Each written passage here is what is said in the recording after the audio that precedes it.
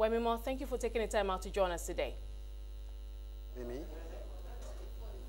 If you can hear me, let's get right into the conversation. Talk to us about of course, the retail auction we're expecting today, the SMIS auction of about 350 billion now. What can you tell us? Yes, we expect that to reduce the market liquidity today, even though the market is still, appreciably very good in terms of liquidity. We saw about ₦1 trillion come into the system yesterday on account of maturity from bonds, also for OMO maturity as well as the refund of about 120 billion from retail SMIS. So we expect liquidity to be withdrawn from the system today on account of the provisions the market players will do today. But again, the level of liquidity in the market is sufficiently high to also take care of such an outflow for today.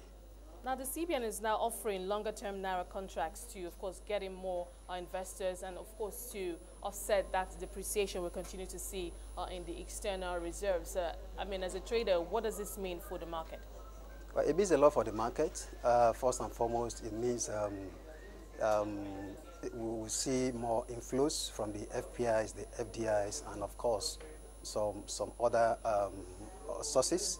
And we also know as well that such will also boost the reserve of the country, and we can have a long-term plan as far as investment horizon is concerned for those investors that are willing to come to Nigeria to invest their money. So it's going to make the exchange rate stable.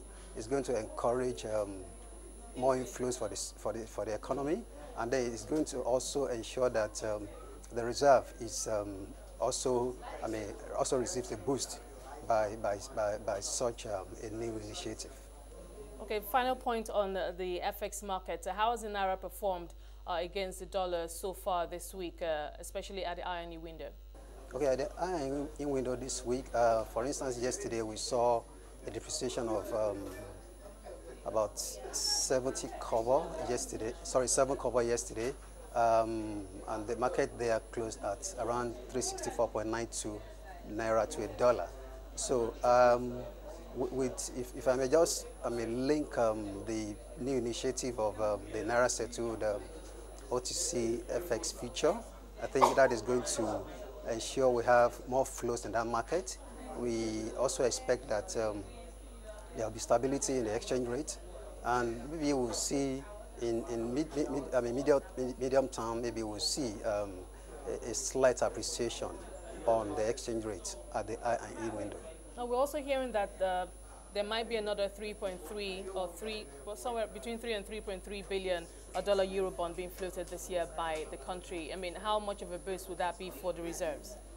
Well, it's going to add up, improve the reserve as well.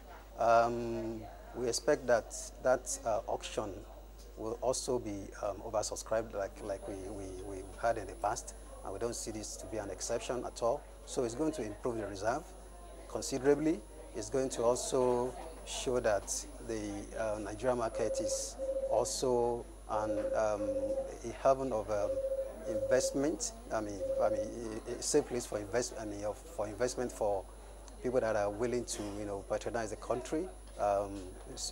Sovereign bonds. So we expect that overall it's going to improve the